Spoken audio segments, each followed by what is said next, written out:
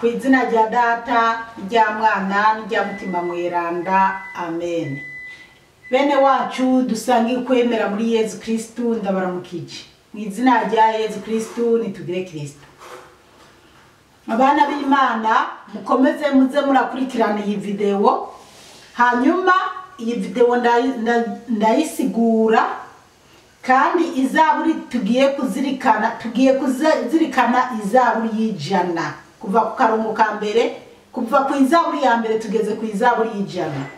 Iyi zaburi ihuye n'ibintu tugiye kuyiga kuri iyi video. Iyi video turaba ukuntu abana b'isi bariko barahindura umuntu, bakaba bariko barashaka mbese gukura umuntu yaremwe n'Imana nzima, bakaba bariko barihingurira abantu baremwe n'amaboko y'abantu baremwe kwanza n'ibyuma. Rero ndaza gusigura iyi video bijanye n'izaburi, nyuma ndaza kureka iyi zaburi ndayihejeje, ndaza kureka ceshirako ijwi riri mu Cyongereza kugira abazi Cyongereza babyumvirize neza, hari n'abakindusha babyumvirize neza gusumba, hanyuma tubone aho isi kiragenda igera n'igituma turi mu ngorane nyinshi hano mu isi. Imana yo mu ijuru iduhe kubitahura cyane. Rero turazirikana izaburi y'ijana kuva ku karongo ka mbere kugera ku gatanu. Ijambo ry'umutwe riravuga ngo ugukengurukira Imana. Ni izaburi y'ugukenguruka. Tera impundu Umukama wasi yose. Nimukorere Umukama n'akanyamuneza, renguka imbere yiwe muririmba. Nimumenye ko Umukama ari we Mana, niwe yaturemye, si twebwe twiremye. Turi igihugu ciwe n'ubusho bw'icibare ciwe. Injire mu marembo yiwe mukenguruka, mwinjire mu birimba byiwe mubyina, mumushemeze, muhezagire izina ryiwe.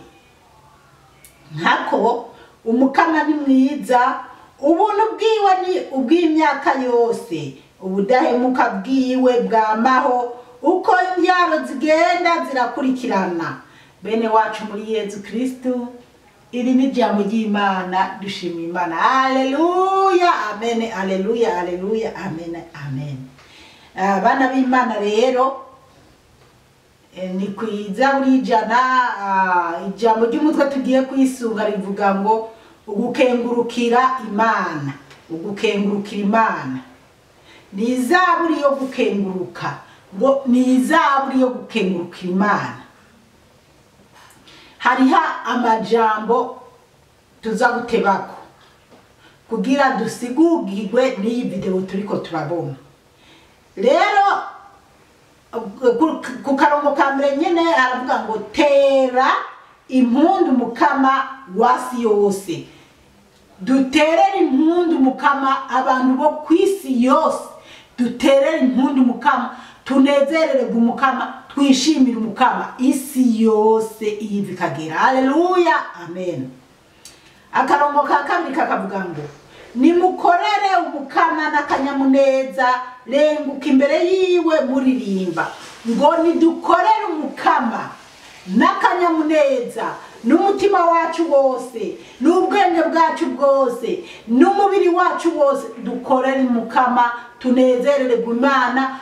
Mu gukorera Umukama turaririmba, tukaba turiko turanezereza Umukama, turakora amaboko yacu yagiye gusenya canke yatetse yagize iki, tukagenda kuraba abagwaye canke abatishoboye, kurimira abagwaye, kurimira abatishoboye. Mbese ibyo nibyo Imana ishaka, nibyo binezereza Imana. Rero dukorere Umukama, haba mu ndirimbo, haba mu gufashanya, mu bintu byose tuzi ko binezereza Umukama. Akarongo ka gatatu rero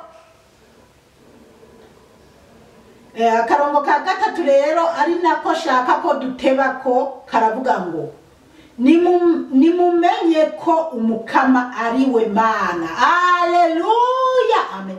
Tumenye ko umukama ari we mana. Haleluya, amen. Niwe yaturemye. Haleluya, amen. Umukama Imana niwe yaturemye, si twebwe twiremye. Turaha rero reka tubanze dusigure iyi video. Niwe yaturemye, si twebwe twiremye.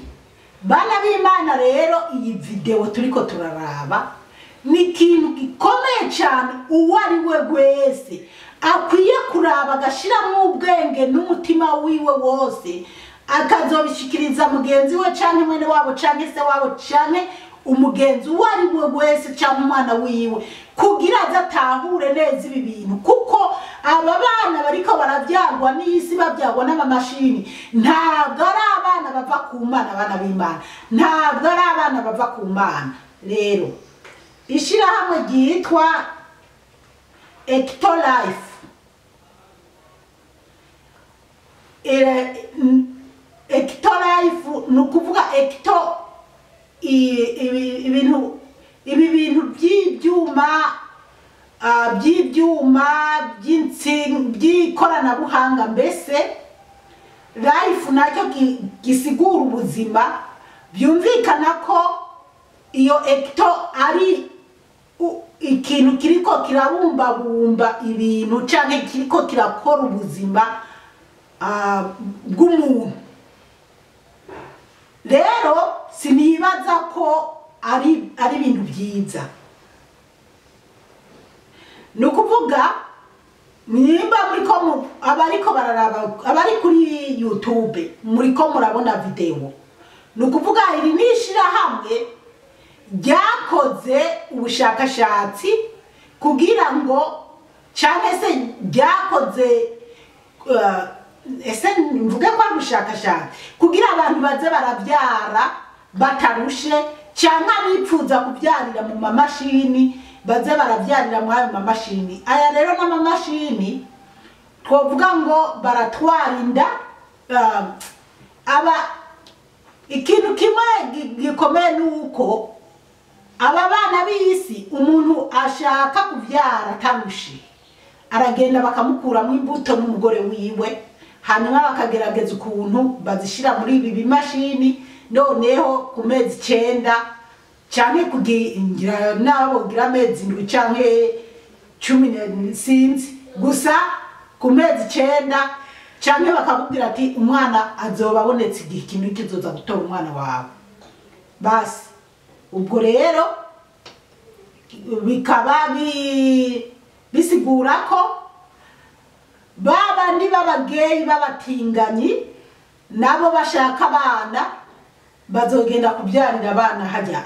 Ariko sinibaza abo bageyi mbega bazobyara bazoba ari umwana wabo, ariko bazogura imbuto babigenza uko, kandi hariho abatanguye kubigira. Murumva abana b'Imana isi kiragera ku musozo aho tukavuga ngo abantu bananiwe batarose urubyaro bazogenda kubyarira kwa mamashini. Ibyo byose bana b'Imana ni ibintu bisesema Imana, ntabwo ari ibintu byiza. Nyimba Sara wa Abraham yari yarabuze umwana, akarindira ntaje mu bapfumu, akabyakira gushika naho yumva mbere yo kwigira inama agahendahenda umugabo wiwe ngo narongore umukozi wiwe. Ariko kandi yarasezerano ko Imana izomuha umwana, nyuma Imana ikamuha umwana. Kubera iki abantu turi kwihebura, cyane kubera iki abantu turiko turata ibipfabu, duriko turata ibitabapfu, duhiga abana batavuye ku Mana. Rero uko biri kose ibi bintu birasesemye Imana, ni ibintu bibi. Komeza uraba video uko ibintu bimeze.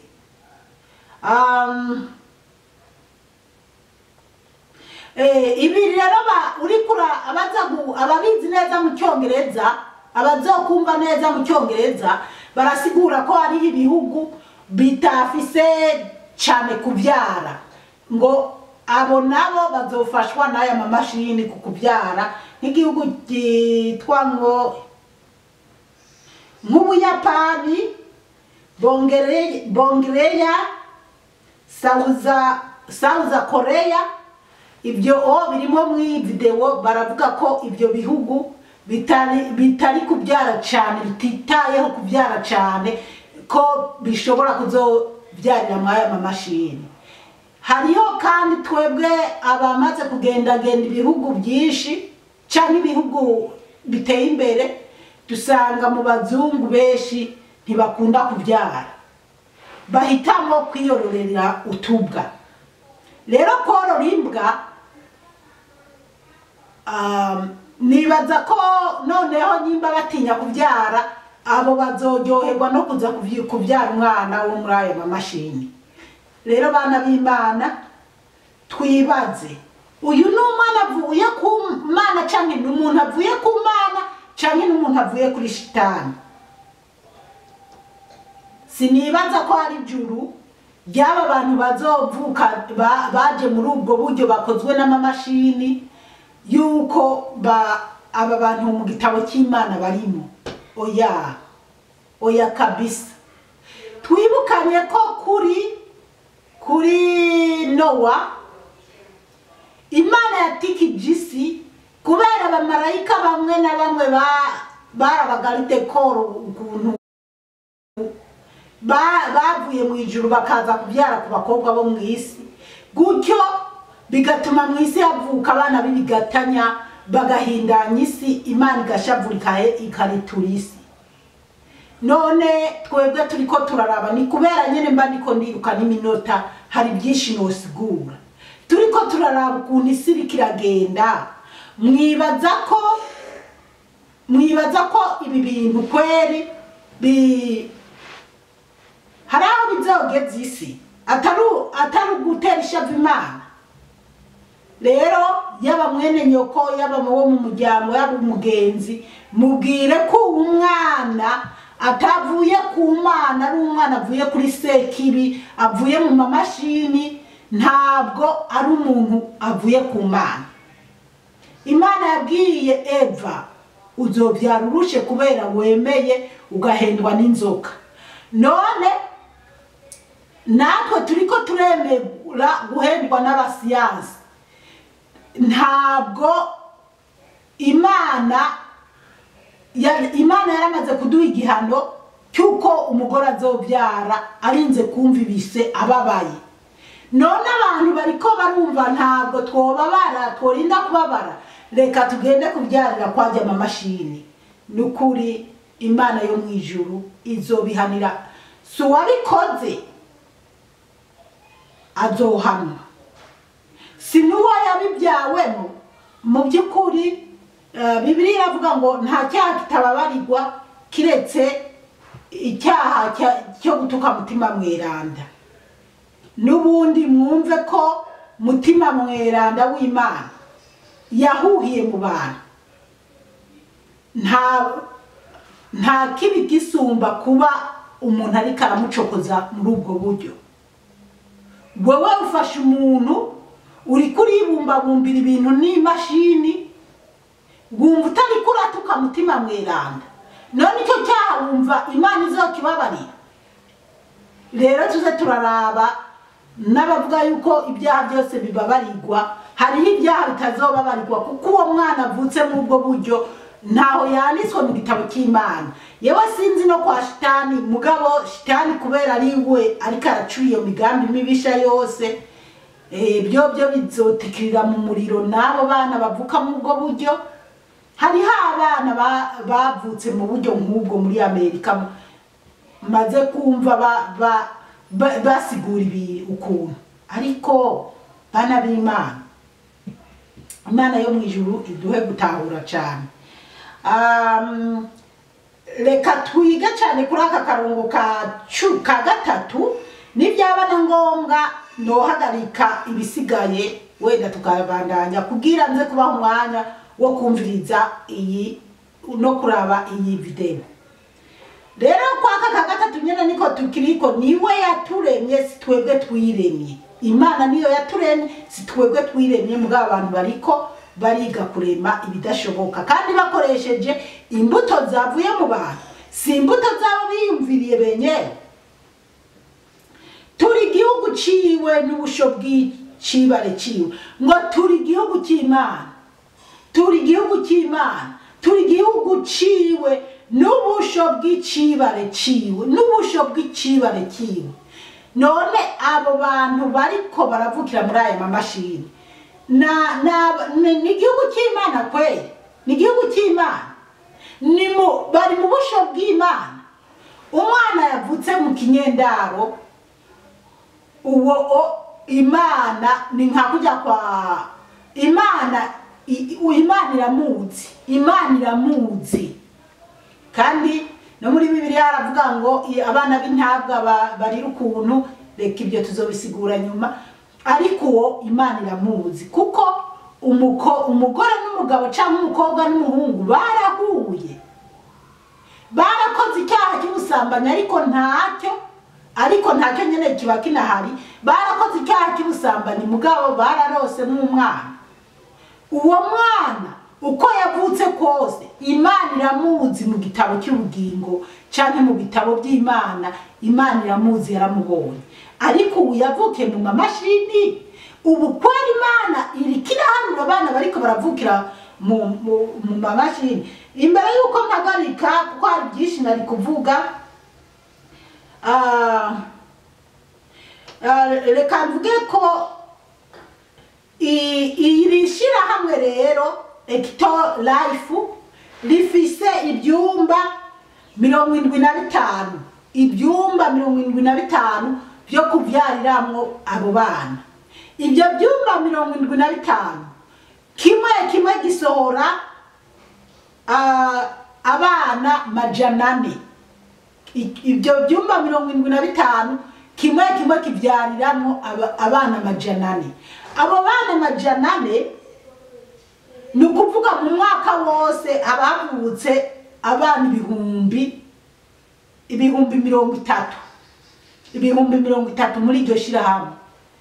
Abo bana ibihumbi 30 buri mwaka, ubundi mwaka ibihumbi 30, ubundi mwaka. Murumva abana b'Imana isigeze kure. Kandi reka tugarukirize ngaha kugira umwanya babandi bagomba kuraba video no kumviriza ibivugwa. Icyakora turacyabandanya no gusigura ibisigaye.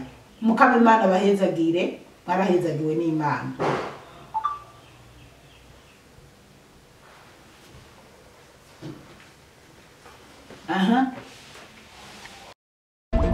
Every pod is designed to replicate the exact conditions that exist inside the mother's uterus.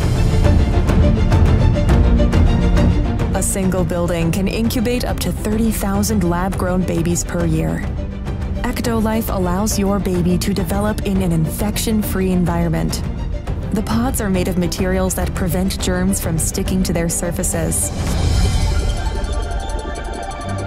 Every growth pod features sensors that can monitor your baby's vital signs, including heartbeat, temperature, blood pressure, breathing rate, and oxygen saturation. The artificial intelligence-based system also monitors the physical features of your baby and reports any potential genetic abnormalities.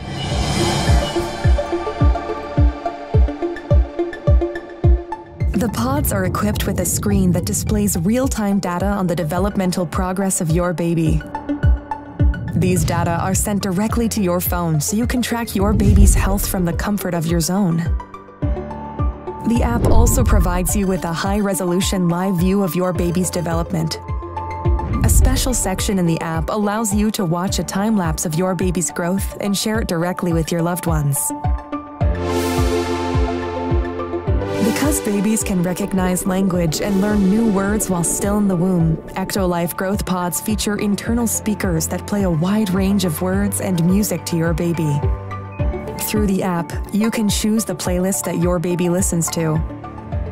You can also directly sing to your baby and make them familiar with your voice before birth. Our goal is to provide you with an intelligent offspring that truly reflects your smart choices.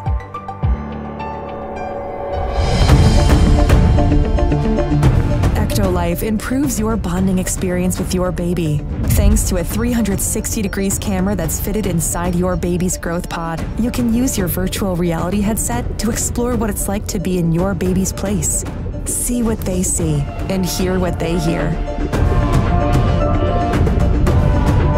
Using a wireless haptic suit connected to your baby's growth pod, you will be able to sense their kicks in the womb and share this experience with your friends and family members.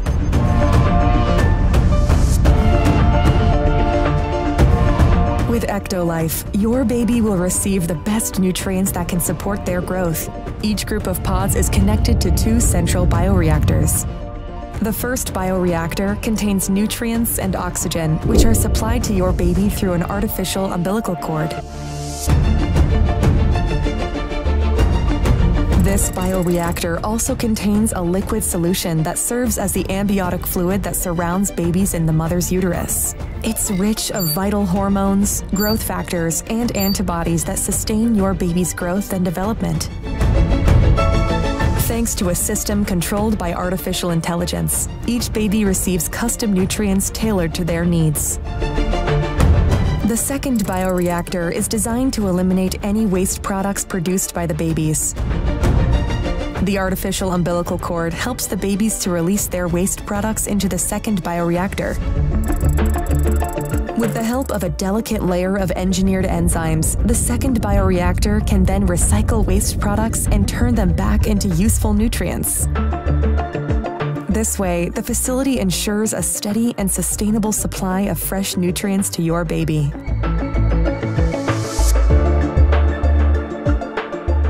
With Ectolife, miscarriage and low sperm count are a thing of the past. Prior to placing the fertilized embryo of your baby inside the growth pod, in vitro fertilization is used to create and select the most viable and genetically superior embryo, giving your baby a chance to develop without any biological hurdles.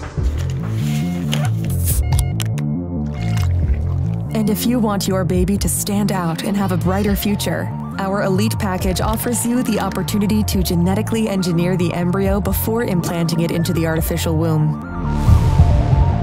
Thanks to CRISPR-Cas9 gene editing tool, you can edit any trait of your baby through a wide range of over 300 genes. By genetically engineering a set of genes, the Elite Package allows you to customize your baby's eye color, hair color, skin tone, physical strength, height, and level of intelligence. It also allows you to fix any inherited genetic diseases that are part of your family history so that your baby and their offspring will live a healthy, comfortable life free of genetic diseases.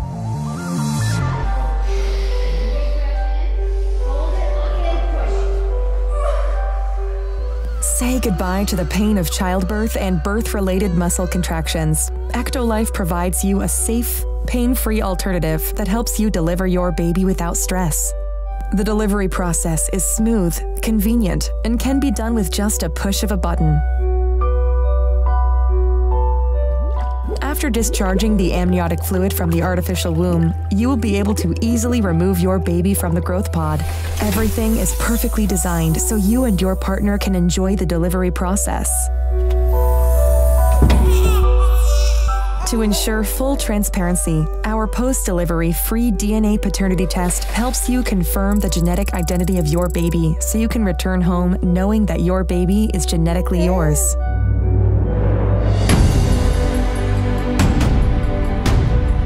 You don't have to worry about power cuts or carbon footprint. Ectolife uses highly efficient, clean, renewable energy consisting of solar and wind power. The highly advanced pods operate with minimal energy needs, making it easy for your baby to make it to full term without any complications.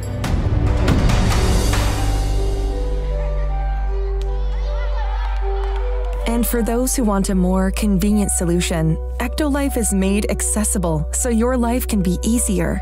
Thanks to our miniaturized bioreactors and long-lasting batteries, you can use Ectolife growth pods at the comfort of your home. allowing you to incubate your baby in your building without the need to visit our factory. By owning your special growth pod, you will have the ability to build a happy family, one baby at a time, away from any birth complications.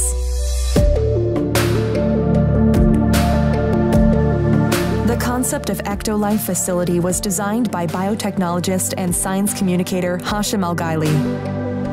It relies on groundbreaking research work that has been conducted by scientists and engineers since 1950s.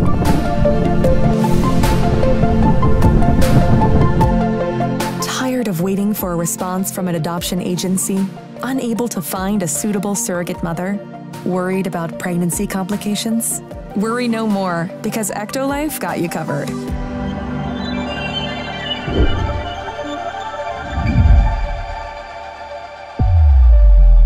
Ectolife, reinventing evolution.